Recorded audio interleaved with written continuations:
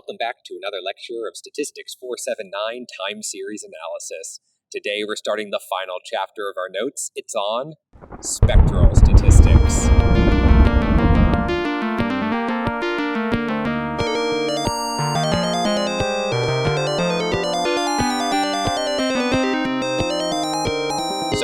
So far in this course, everything we've done has been from the time domain. That is, we're looking at time series from the perspective of time, which makes a lot of sense. But whenever you have a signal in time, you can also flip it on its head, and you can consider the frequency domain. And that's what we're going to be doing in today's lecture. We're going to be considering the frequency way of analyzing time series data. We're going to start with the concept of a periodic process, which is a lot like it's a stationary process. It is, in fact, stationary, and it's just going to be a little bit different, and it's going to allow us to figure out what frequencies are most powerful or most significant in our time series data. So, how are we going to deal with all of this? Well, let's go take a look at the notes and find out. And welcome back to another lecture of Statistics 479 Time Series Analysis. Today we're going to start the last section of the course, at least the last main section. Maybe if there's extra time, we'll do a couple bonus lectures. But the last main section is what we're going to be talking about is analysis of time series in the frequency domain. This is spectral methods, because we have a signal in time, right? We have time series data. Now, if you've ever seen anything about signals processing, you know that you can always look at a signal in the time domain, as we've been doing for this entire course, but you can also flip it on its head and look at it in the frequency domain, and it will give us another lens to look at our time series data and to try to understand what's happening with it. This is specifically useful when we have periodic fluctuations in our time series, specifically things that we looked at before, like in our seasonal ARIMA models, because when we have in a seasonal process, we have this periodic sort of fluctuation. And if we're looking in the frequency domain, we can see that kind of lighting up at certain, we can see the periodicity lighting up at certain frequencies. So how in the world are we going to do this? Well, we're going to have to use some tools like the Fourier transform. So it's a pretty good area to study, and let's get into the notes and jump right into it. All right, so this is going to be the beginning of the frequency domain section. Now, the first thing we're going to talk about is the idea of a periodic process. So we're going to reconsider our time series, but using a different, say, basis for representing it. But first, I want to use the notation that we will use omega to be a frequency. So, for example, omega equaling 1/12 is kind of like a per month frequency. So this is something we might see if we have data that it has a month or an annual, I should say, a per month frequency, I guess, of 1 year. Maybe that's a confusing English thing to say. Basically, the idea is that if we have monthly data and if it repeats itself every year, if there's some annual cycle to it, like let's say temperatures, if we take the average monthly temperature and we look at it for years and years, we would expect there to be a cycle of length 12 hiding in our data. That means the frequency would be 1/12. And it's something that we could use, again, spectral methods to try to detect that in our data. All right, so what we're going to focus on in today's lecture is the idea of a periodic process. So the periodic process I'm going to write as X transpose is equal to A, some constant or some coefficient amplitude, times the cosine of 2 pi omega t plus phi. Now, phi is kind of unfortunate. It's the phase, and I know phi is usually our autoregressive parameter. Phi is going to disappear in a second when we use some trig identities, so we don't need to worry about that. But just in general, right, if we represent xt like this, what we have is we have A is the amplitude, there we are. We have, of course, omega is the frequency, t is the time, phi is the phase. So this is just going to be some, I guess, periodic signal where the phase phi offsets the signal in time, right? This is all in t. So this is still t. And this would be, I guess, I'm not even sure what the vertical axis would be, but A, the amplitude is going to tell us like how strong our signal is, right? This is A, and the offset, where would the offset be? I guess the offset would be from like here to here would be phi. Right, so phi again shifts it, A, the amplitude makes it bigger or smaller in height. Now, what we're going to do is we're going to rewrite this. Rewrite as xt is equal to u1 times the cosine of 2 pi omega t plus u2 times the sine of 2 pi omega t. So now we have a linear combination of a cosine and a sine. And if we, I guess, recall our trig identities, I can say where u1 is going to be a times, I think it's the cosine, yeah. Do I remember my trig identities? I hope I do. Right, u1 is going to be a times the cosine, and u2 is going to be a times the sine, but I think there's a minus sign there. Yes, there's a minus sign there. Right, this comes from the trig identity that the cosine of x plus y is equal to cosine x cosine y minus, not cosine, minus the sine of x and the sine of y. All right. So what we're going to do is we're going to think of u1 and u2 as uncorrelated mean zero random variables, and now we have a random process. So basically, if u1 and u2 are uncorrelated RVs for random variables, then we have xt, I guess, some sort of random process. It's not that interesting right now. It's just we have a random coefficient in front of the cosine and a random one in front of the sine. So not that interesting yet, but it will be in a second. At the very least, what we can do is if we treat u1 and u2 as, again, uncorrelated random variables, then we can do things like we would do with a random variables, like compute an autocorrelation. So if we, I guess, we also need a variance. Our uncorrelated random variables, we'll say such that the expected value of u1 is equal to the expected value of u2 is equal to 0, and the variance of u1 is equal to the variance of u2 is equal to sigma squared.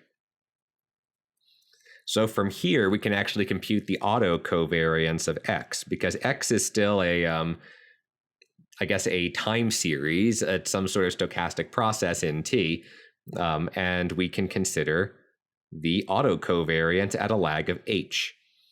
So in this case, what we're going to do is just write out the whole thing. It's a little messy, but it's perhaps the best way to do it. We're just going to get, well, u1 cosine, I think we'll do it that way, 2 pi omega t plus h plus u2 sine 2 pi omega t plus h, comma, and then the other thing we're going to get is u1 cosine 2 pi omega just a t, no h, and a u2 sine 2 pi omega t. And yeah, we want to compute that thing. Luckily, we can, well, first, I guess, break things up. We can break things up over the, I guess, using the fact that the covariance is a bilinear form, so we can break things up over the addition signs. And because we know that u1 and u2 are uncorrelated, we only have to consider when u1 is paired with u1 and when u2 is paired with u2, because otherwise the covariance will be 0. What I mean by that is we'll have 2 pieces rather than 4. We'll have the covariance of u1 cosine 2 pi omega t plus h and u1 cosine 2 pi omega t. And we're going to add to that the covariance of u2, not cosine, u2 sine 2 pi omega t plus h, u2 sine 2 pi omega t. Right, and again, the other cross terms have to be 0 because u1 and u2 are uncorrelated. Now, in this case, because we just have, well, that their mean 0, and the only thing that's random here are the u1s and u2s, this quickly turns into just being sigma squared times, I guess, the cosine 2 pi omega t plus h. There's a lot of trig that's coming in equations in this section. Cosine 2 pi omega t plus, nope, I think it's a, is it a plus? I thought it was supposed to be a, oh no, it is a plus, yeah. Plus sine 2 pi omega t plus h. Let me double check that. Actually, no, there's a typo I have. I was thinking there's a, I mean, yeah, there is a typo here. Nope, never mind. There isn't, because I was getting confused with the fact that we have a minus sign here, but the minus sign is absorbed within the U2, so it's not really there. I was worried that I forgot a minus sign. But I think we're good. So we'll just keep pushing forward with another sign, 2 pi omega t. And if we trig identity it, we should be able to get something that looks like sigma squared cosine of 2 pi omega h, no t. So what this means, so this is actually quite interesting.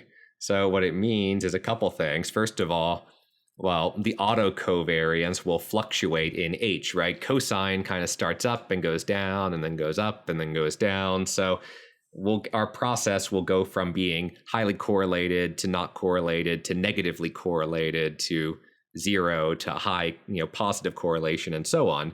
But furthermore, there's no t here. Therefore, it's stationary.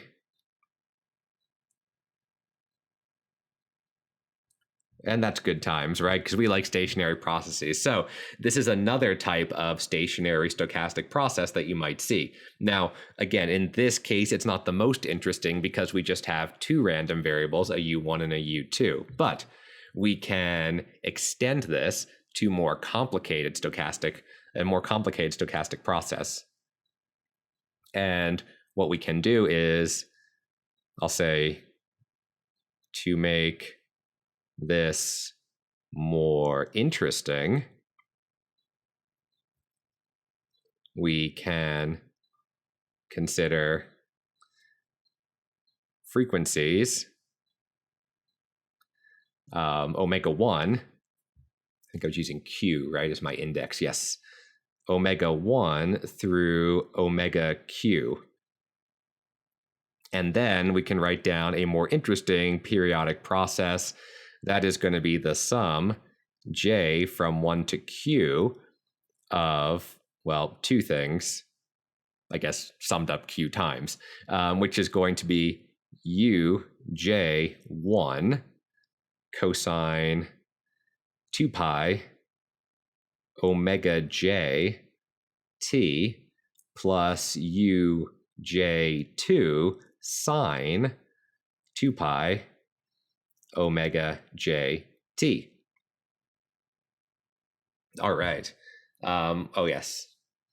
With, as before, UJ1 and UJ2 mean 0, uncorrelated random variables. Oh, yes. And with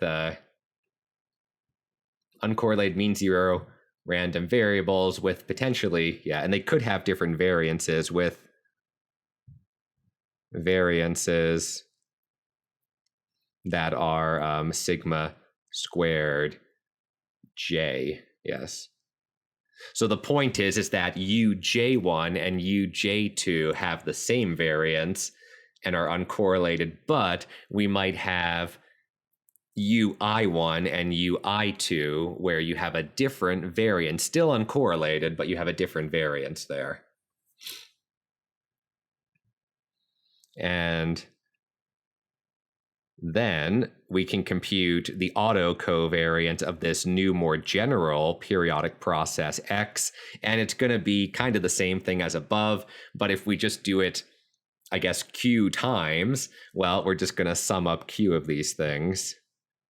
Thanks to, again, linearity, or I guess bilinearity of the covariance, we can get away with, well, this.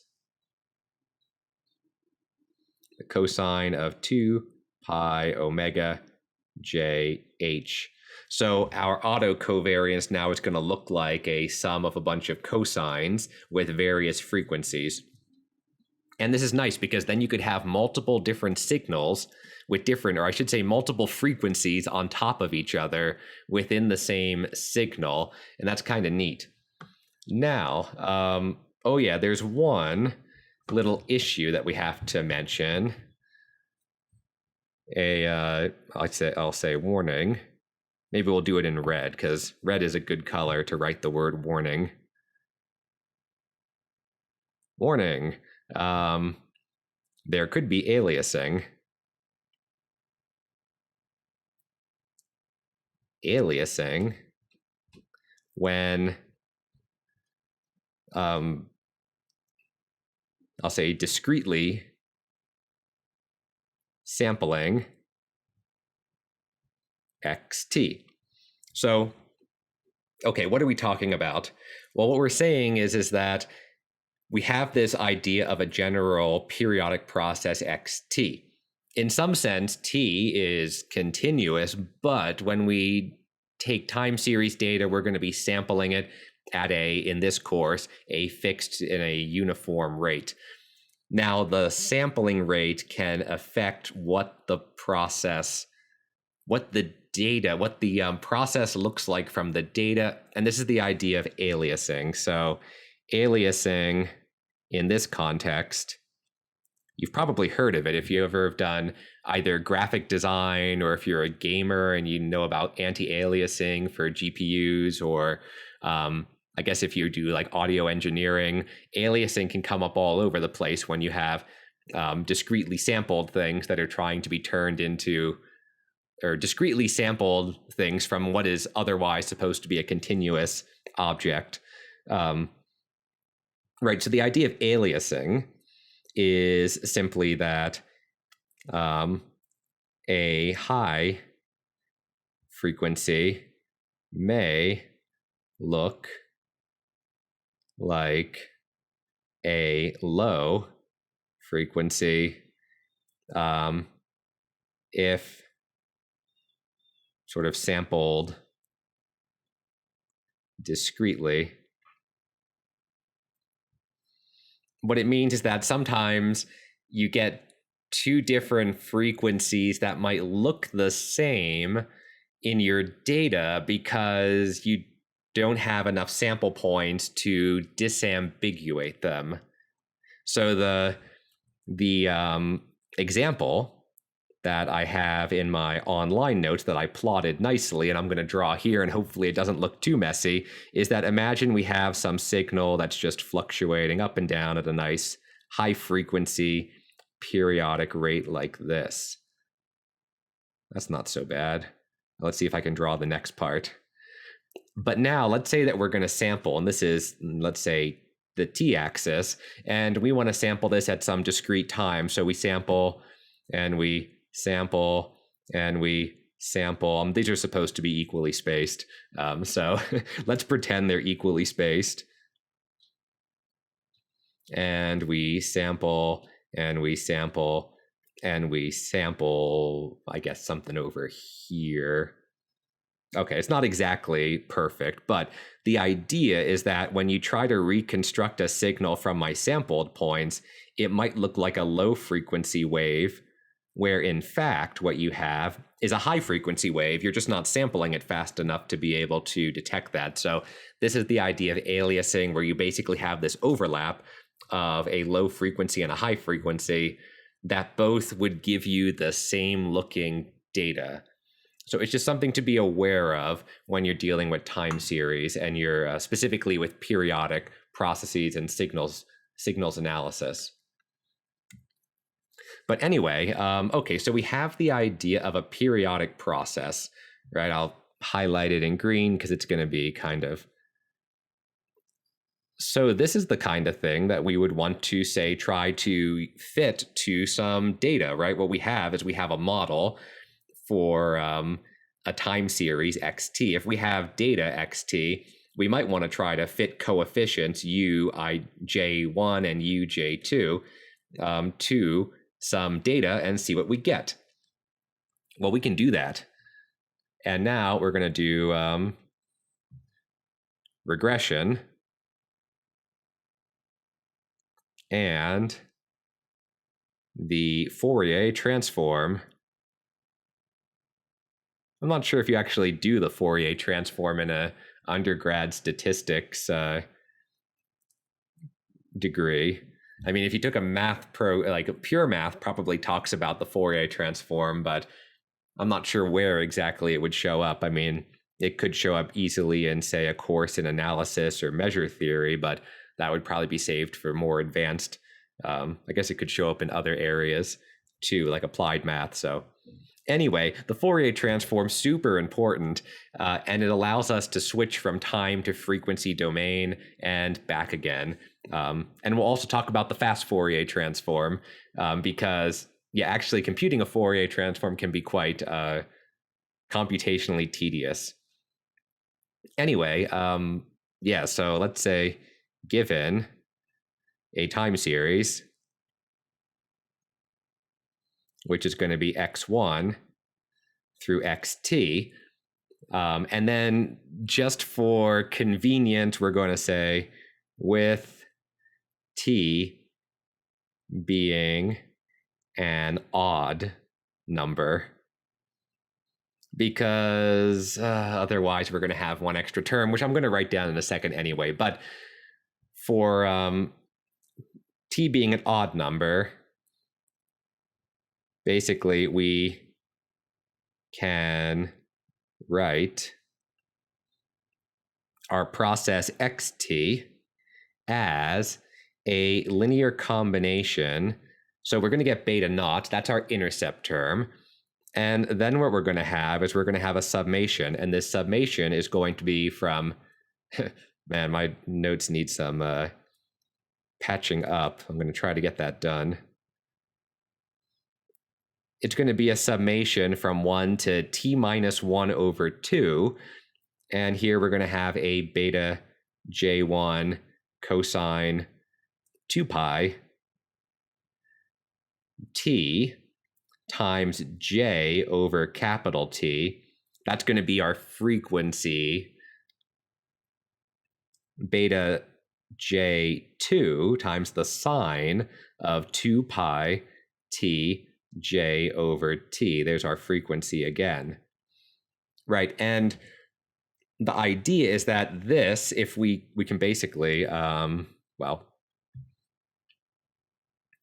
so note that the cosines and sines form a basis.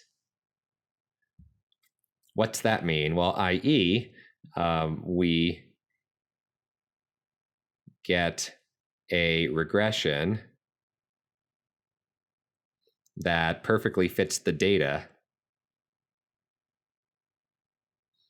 Now, if you recall from regression class, we typically don't want to perfectly fit the data with a regression, but the idea here is that what we can do is if we have enough cosines and sines, we can accurately reconstruct all of our data points, and I guess if we treat t as continuous, we can interpolate between them.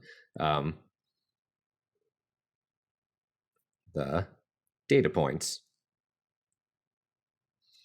This is like a high degree polynomial. So remember, if we have a really high degree polynomial, we can fit it exactly to all of our data points. Now, we don't want to actually do that with linear regression, but the point is that we could. If we have t data points, then if we have a t minus 1 degree polynomial, it will go through, well, we can find a t minus 1 degree polynomial that will go through all of our data points. And similarly, we can do the same thing with cosines and sines because they form a basis here. So again, this is just the idea that we can in some sense try to get coefficients, and these coefficients beta will correspond to different frequencies. And that's going to be, interesting in a moment. But we also have to do one more thing, which is figure out what happens if t is even. Well, then we get a slightly different thing. We still get our beta naught. We still get our sum j from 1 to t over 2. It's slightly different now. T over 2 minus 1 of beta j1 cosine 2 pi t j over t plus beta j2 sine 2 pi t j over t. But we're missing one extra thing, and that one extra thing is going to be plus beta t over 2 cosine pi t. So we get one extra beta floating around if we have t being even by itself. Otherwise, they all pair up inside this summation. All right, so then the question that we're faced with is, why are we writing a time series in terms of some giant linear combination of trig functions? So it's always good to ask yourself, why are we doing this? We're doing this because any large, say, significant betas will correspond to a prominent frequency cycle in our data, our time series data.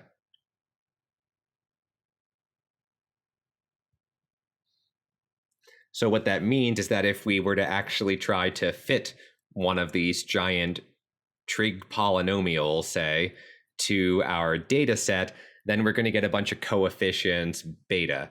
And if we see any really significant or very large values in magnitude, large values of beta, that tells us that that frequency That is, specifically, that J over T frequency is somehow prominent in our data. So basically, we can think of this as one big linear regression problem, where the design matrix, there's going to be a design matrix that corresponds to all of the betas here. We have our intercept term beta naught, and then we have a whole bunch of betas in our summation here. All right. Okay, so there's a bunch of different trig identities we can use to help sort out what's going on with our design matrix. So, right, typically, we would have something like beta hat is equal to x transpose x, x transpose y, where in this context, x is a design matrix and y is actually going to be xt, the data, the time series data. So it's not the best notation to use because it conflicts with what we had before, but just recalling what we would do in linear regression class. Oh, I forgot my x transpose x inverse. There we go. But it turns out that things are actually a lot simpler here, because in this case, the design matrix has orthogonal columns, and that's always a good time. That's basically what I do all in the design of experiments course I'm teaching, right? The whole idea is, well, if we have orthogonal columns, that's great for estimating different, I guess, terms in an ANOVA table, for example. But anyway, in this case, we can show that. Now, I don't want to go through all the tedious equations to actually do that, but roughly, actually, we're going to just stop and I'm going to copy them right over because I don't really want to write all these out. And with the magic of video editing, we're back and we have all of the equations copied right here, so I don't have to write them out by hand. It's wonderful.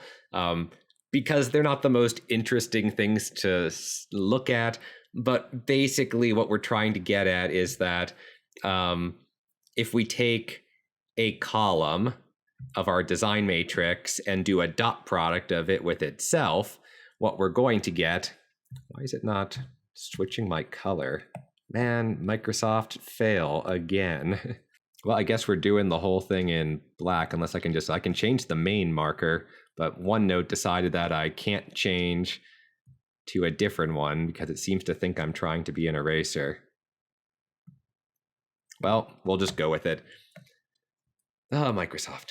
Anyway, what we have here is that we have our columns of our design matrix, and if we do a dot product of a column with itself, what we end up with is an n over 2.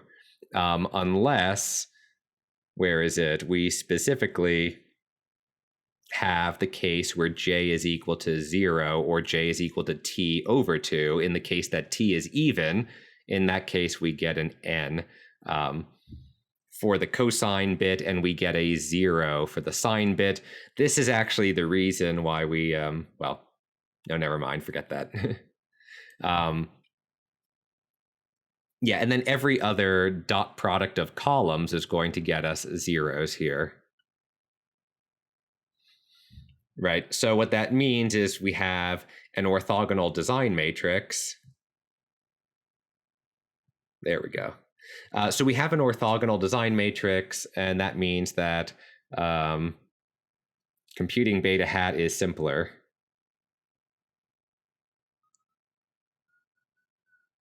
So rather than having to compute x transpose x and then invert a giant matrix, which, as we've talked about in the case of forecasting, we don't want to invert a giant matrix if we can avoid it. So let's not do that.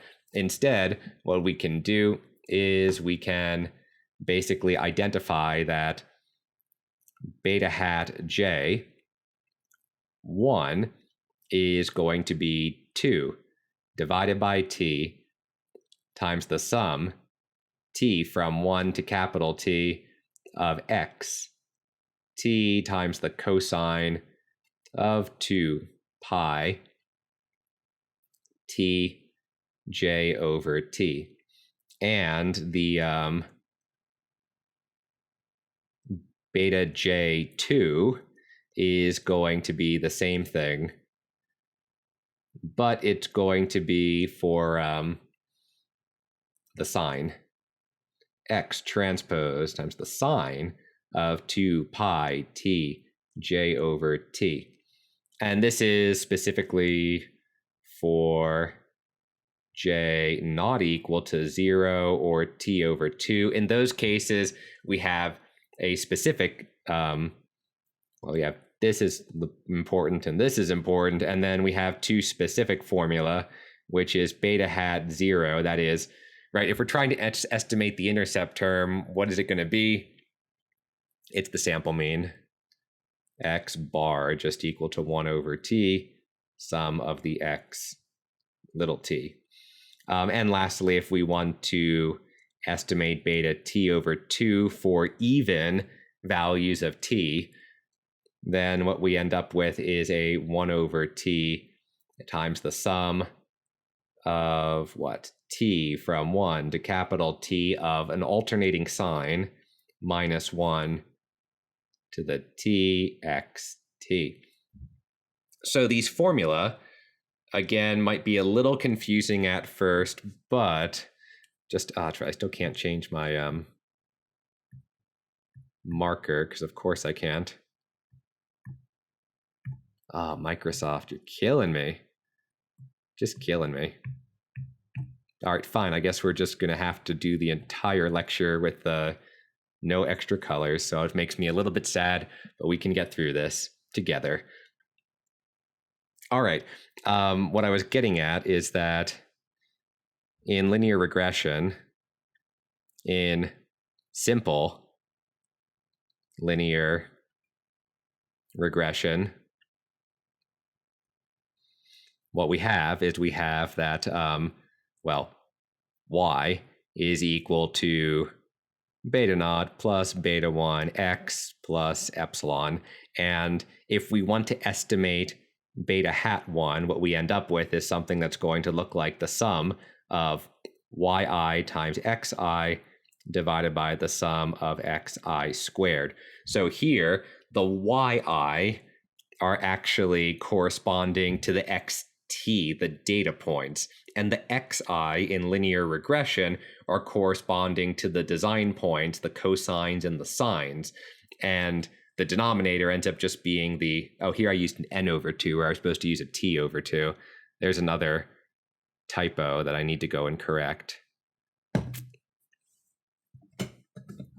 Anyway, that's what we have going on here. We basically have a linear regression setup, and what we want to do is compute this thing for all of the, j's, I guess, so all of the different frequencies, and then we can use that to get a sense of what frequencies are prominent in our time series data.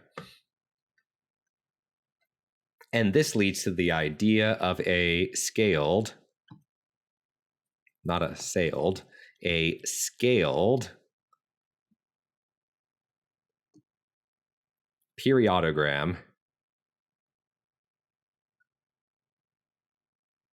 There's a lot more terminology in this section that's new. So the scaled periodogram is going to be P, and it's going to be P of J over T, where it's evaluated at a specific frequency, which in this case is going to be omega being J over T. And what it's going to be is the sum of the squared coefficients J1 and J2 squared.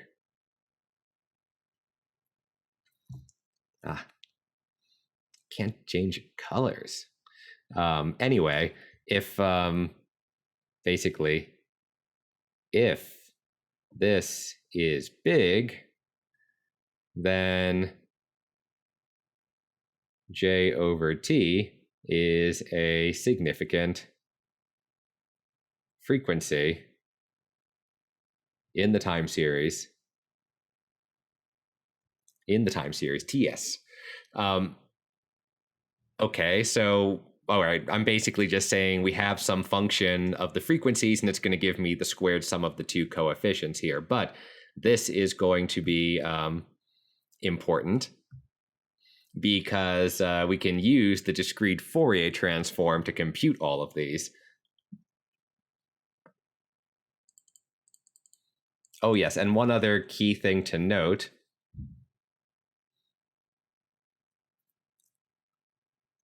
Also, this Pj over T is the variance for the, well, it's basically the variance for the jth frequency, for the J over T for beta J1 cosine 2 pi T J over T. This isn't exactly the right way, I think, to write it because technically it's not a random variable, so I should probably rewrite this slightly, but you can think of it as a decomposition of the variance for different frequencies. So if we have a bunch of variation in our time series data, we can attribute that variation to each of the different frequencies from 1 over T, 2 over T, all the way up to, I guess, T minus 1 or T over, I guess it's T minus or 1/2, which would be T over 2 over T. So the T's cancel out. Anyway, the idea is that there's going to be kind of a way to think about the scaled periodogram as the variant of our time, of the components of our time series. All right, so next is computing this for large T is not feasible. So what we can do is we can use the Fourier transform if T happens to be what they call a highly composite integer. So, but if T is highly composite, which basically means, i.e., it has lots of small prime factors, e.g., let's say 2 to the, I don't know, what's a good number? 2 to the 10 would be 1,000, or no. Yeah, 10 to the, we'll do 2 to the 10 equal 1024. Yeah, so for example, if it's just 2 times 2 times 2 times 2 times 2, then it has, well, lots of small prime factors. In that case, I didn't finish this sentence, but if T is highly composite, then we can use the discrete Fourier transform, or DFT. So what's the discrete Fourier transform? Well, the discrete Fourier transform basically says I'm going to compute a D at JT, at frequency J over T. And what that's going to be is something that's going to look like 1 over the square root of capital T times the sum T from 1 to capital T of X T E, the exponential, of minus 2 pi I T J divided by T, where I here is the imaginary number I, and J is the corresponding I guess, corresponds to a frequency. Now, why are we writing this? Well, if we write this out, remember we have a complex exponential, and e to the I theta is going to be, okay, I can manually change the color, right? I'll say recall that e to the I theta is going to be the cosine of theta plus I sine theta. Now, the one peculiar thing is that sometimes the coefficients will change or the scaling will change in the discrete Fourier transform. So, you always have to be a little bit careful with the specific implementation or the way that the Fourier transform is written down. But if we define it like this, then what we end up with is we can rewrite this summation as a sum of two. Well, I guess we'll do it as one big sum. Why not? Xt cosine 2 pi t j over t minus I xt sine 2 pi t j over t. All right. I swear we're actually going somewhere with this. We're almost getting to what we want. Because what happens is if we have this setup, then therefore if we want to consider the squared magnitude or the absolute value of this thing squared, remember, this is a complex number. So the discrete Fourier transform is giving me a complex number. I've got my real part cosine, my imaginary part I times the sine. If I take the magnitude of it and square that, it's basically the Pythagorean theorem. What I'm going to be doing is I'm going to take the, I'm going to get a 1 over t because I'm squaring everything. And then I'm going to find the real part, and the real part is going to be squared. So what I end up with is the sum of all the real pieces here, the cosines that is, t from 1 to capital T x, t cosine 2 pi t j over t. The entire sum is squared. And then what I do is I add to that 1 over t times the summation of the second bit here, the sines. And remember, I'm taking a magnitude, so I drop the I and I'm squaring it so I don't have to wrap the entire thing in a square root. 2 pi t j over t, and this whole thing is squared.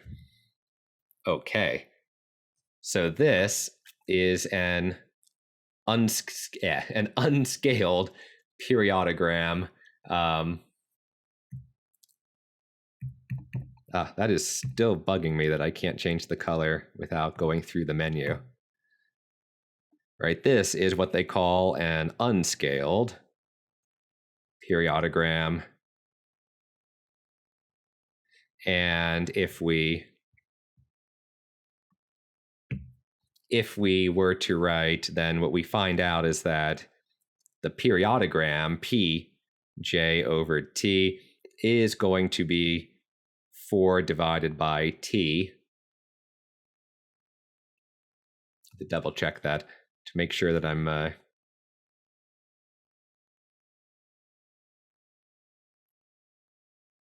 yeah, I'll double check that in 1 sec. It's 4 over t times the squared magnitude d j over t squared. So if we go back up to what this thing is, right, the squared, let me make sure that we're doing this right. So the squared periodogram, or the scaled periodogram is the sum of the squared beta ji or beta j1 and beta j2. Now, beta j1 and beta j2 correspond to these guys up here. So if I square them, I should get something like 4 divided by t squared times the sum of this in this big sum squared. And that's where we would have a 4 over t squared. So when we, I guess, take this thing and multiply by 4 over t squared, we recover that. So we're good. All right, so this is what we want. And I guess we can say that this is going to be our scaled periodogram. And again, sometimes the definition that you might find in a given coding package might be slightly different, so you have to be a little careful how scaling is actually done.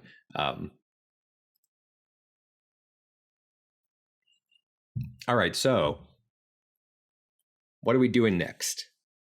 All right, and we're back, and now I've actually been able to recover by resetting everything, the ability to change the color on my pen. So I'm happy again. Let's look at the last bit of this lecture. So what we have here, right, is the idea of that we can use. So what are we doing, right? Because sometimes when we just fight our way through all of these equations, it's like, what in the world is the point of all this? Well, the point is that, let's go back to the beginning. We have this idea of a periodic process. The betas are going to correspond to different frequencies. If the sum of the squared betas, that is, if my scaled periodogram is big, that tells me that that frequency is present strongly in my data. Now we can make that more precise statistically later, but that's just roughly the idea. Now, to actually compute all of these, if we go back up here, we don't want to actually have to compute all of this by hand because t could be really big. It could be like, say, 1,000, and j is going to run from, I guess, 1 to t over 2, right? Or t over 2 minus 1, depending on, or t minus 1 over 2, I mean, depending on if t is even or odd. Now, we don't want to have to compute all of these by hand. So what we can do is we could consider the discrete Fourier transform, because it turns out that if we apply the discrete Fourier transform, which just says multiply my data set xt here by a bunch of complex exponentials, and because we're defining it this way, we're going to scale it by the square root of the sample size. But really what it just says is take those data points, multiply by complex exponentials, sum it up. All right, and that's going to give us what we want. But then the question is, well, is that any easier than computing what we already had? And the answer is, well, not really, until we consider the fast Fourier transform. So what we want to do is we want to figure out, so the next is how do we compute dj over t quickly, right? Because so far we haven't really done much, but just notice that the discrete Fourier transform will give us what we want, which is kind of equivalent to just doing linear regression with all of these sines and cosines as our basis functions or in our design matrix. So there's a couple things to note first. So first, we want to note that the discrete Fourier transform is symmetric about t over 2, or sorry, about 1/2. So I guess, yeah, t over 2 over t. It's basically 1 minus j over t. The magnitude here is going to coincide with the magnitude, the squared magnitude of just j over t. This is because, why? Well, it's because trig functions, right? And trig functions say that the sine of 2 pi minus theta is equal to minus the sine of theta. And I think the cosine, is even. So the cosine of 2 pi minus theta is just equal to the cosine of theta. So if we square these things and sum them, the sine difference in the sine the plus or minus, the minus sign next to the sign will vanish anyway, so it won't really matter. So because of this, we can say, therefore, we only need to consider, I guess, d j over t for j from 1 to t over 2. That's assuming t is even. If it's odd, then I guess t minus 1 over 2. Or equivalently, we can just write j over t should be less than or equal to 1/2. All right. So what do we have? Well, the DFT is a big system of linear system of equations. Like everything seems to always be a big linear system of equations, mainly because if it's not a big linear system of equations, we're kind of stuck. At least in this case, if we have a linear system of equations, we know what we want to do. We just have to figure out how to efficiently solve it. If it's a nonlinear system, then we're kind of in big trouble, usually. So that's a good thing. We have a linear system of equations, and we're going to write d, which is the vector of, I guess, the discrete Fourier transform vector is as w times x, for d basically being our d 1 over t all the way up to whatever d. I'll just say 1/2 if we assume that t is even, but adjusted again if it's not 1/2.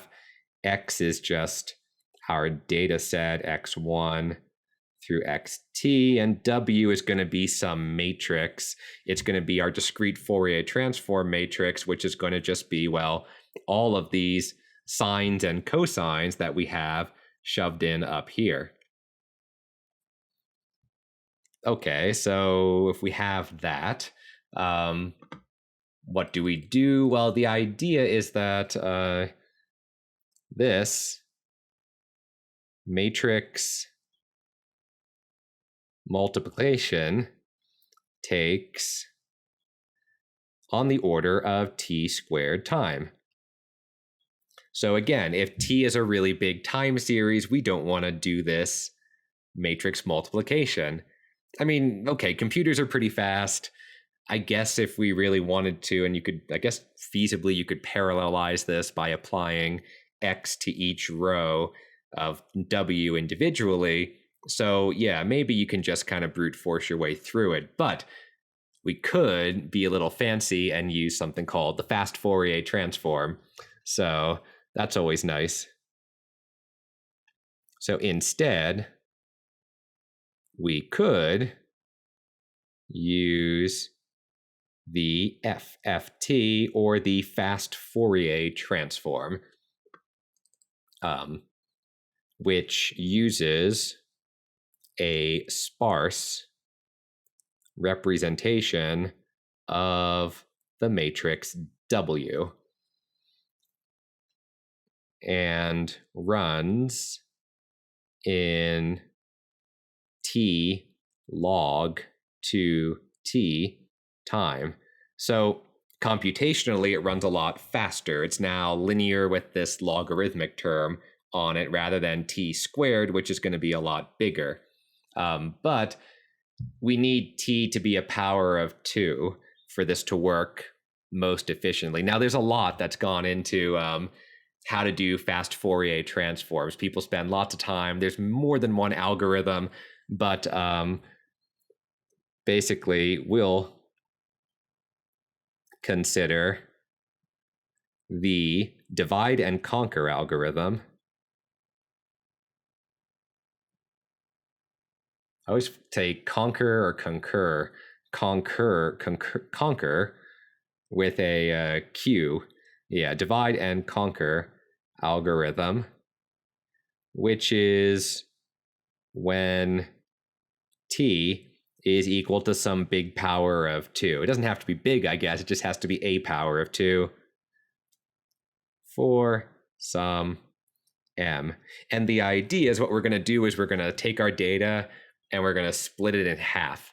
And then we're going to split it in half again and again and again. And that's why there is a log 2t in the time, because what we can do is we can just, we can just split this up in sort of a binary fashion, which takes the time from t to log t for the second t and the t squared, I guess. Anyway, yeah, the idea is, i.e., split data into odd and even indices, which is going to be something like x1, x3, x5, etc., and x2, x4, x6, etc. So why does that matter?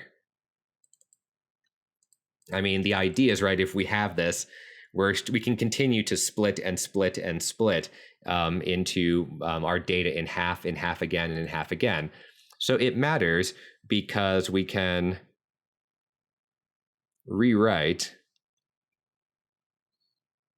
the discrete Fourier transform as, well, scaling it by the square root of t, so I don't have to drag around a square root of t everywhere. We can write dj over t to be the sum t from 1 to capital T over 2, and that's going to be x 2t e to the, let's see if we can get this. Why don't we write it out? We'll write it out long form like this, so I have more room to write it all down. Minus 2 pi I j over t divided by 2. Let's write it all out and then see if we can make some sense out of this thing. Plus, and then we're going to have a coefficient of e to the minus 2 pi I j over t.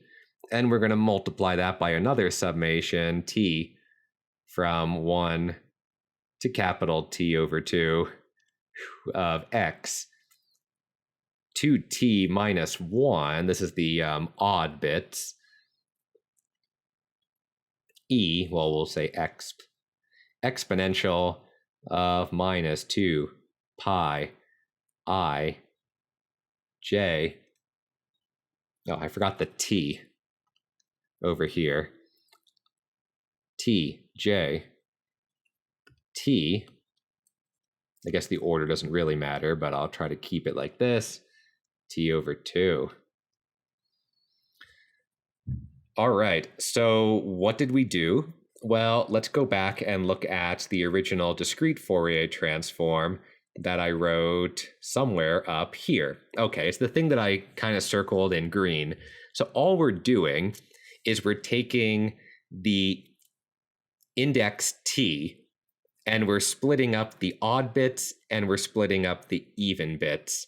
So what happens is we effectively just replace, we're replacing t with like t doubled in some sense. So what we get now is we're running t just from 1 to t over 2, which changes our denominator and things a little bit, but more or less everything's the same. The idea is that we've just taken that giant sum for our DFT and split it into two pieces, the even bit and the odd bit. And we will denote the even bit as EJ. And we're going to denote the odd bit. Well, first we have to multiply by that coefficient, which is minus 2 pi IJ over T. And we're going to multiply that whole thing by OJ being our odd bit. All right, so we've split it into two pieces. How does that help? Well, it turns out that each of EJ and O, not theta, so used to writing theta, OJ are DFTs. They're discrete Fourier transforms of T over 2, of size, we'll say T over 2. So the point is that I've turned one DFT of size T into two DFTs of size T over 2. And I can keep doing that.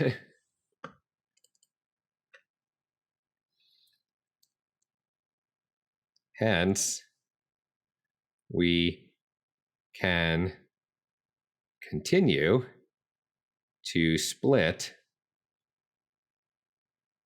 EI and O, or EJ and OJ, into DFTs of size T over 4, and so on. Right, so does that actually help at all? Well, yeah, it kind of does, because if computing a discrete Fourier transform takes t squared time, then just to give a quick example, one DFT at size t requires, let's say, about t squared time.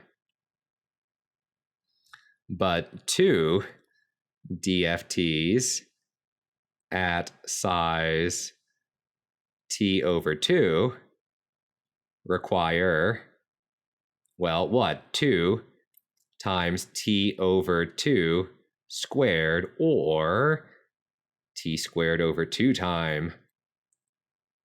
Hey, that's kind of neat. So we've basically cut our runtime in half just by doing one split. And if we were to keep doing this again and again and again, those halves kind of add up, and we end up with a log 2, kind of. There's actually one more thing we can do to make this even better. So what I'll say is even better, ... is that there is some redundancy in our calculations. Even better, it turns out that the square root of t times the discrete Fourier transform at j t is going to equal, well, it's going to equal what I wrote before. It's going to equal ej plus e to the minus 2 pi ij over t oj. And more interestingly is that the square root of d at j over t plus 1/2 is going to equal ej minus e to the, I think it's the same thing, yeah, 2 pi ij over t times oj. So in some sense, if we split our data, we get 2 Fourier transforms or 2 DFTs for the price of 1. All right, so what are we doing here? Well, in summary, again, the idea, because I feel like there's a lot of equations in this lecture, and I want to make sure that it's kind of clear that you haven't lost the plot, right? You haven't missed the forest for all of the trees that we've had to fight our way past. So in summary, what are we doing? Well, we're considering our data represented as a periodic process that I wrote in green here. I highlighted it in green, but more so the idea is that we can use regression to try to find significant frequencies in our data. Now, we don't want to do that by hand, but it turns out that doing regression on a time series data like this is equivalent to computing the discrete Fourier transform. And then the question is, well, how do we compute the discrete Fourier transform? Well, we can do that in many ways. If t is not too big, we can just brute force it as by multiplying the transformation matrix by x, that is our data x, by the transformation matrix w. But if we have a larger data set and we want to be a little bit more clever, we can use the fast Fourier transform. Now, I presented one way of doing the FFT here, which is this divide and conquer method. It works when t is a power of 2. Obviously, your time series data may not be a big power of 2. There are other fast Fourier transform methods out there and different things. I'm not going to get into all of them because that's not really the point of this course. But I thought it was worthwhile to take the last part of this lecture just to explain what's actually going on here, because I think it's kind of neat, this idea of dividing and conquer in order to compute the Fourier transform. So that takes us to the end of what I wanted to talk about today. In the next lecture, we get to go into something even more interesting, which is the spectral distribution and the spectral density. And what do you know? We're going to get some theorems, and it turns out our good old friend, the autocovariance, will be back again, because we're going to be able to write our spectral density in terms of the autocovariance. Like everything in this course, the spectral density, as well as everything else, is just a function of the autocovariance. And we will look at that in the next lecture. So see you then.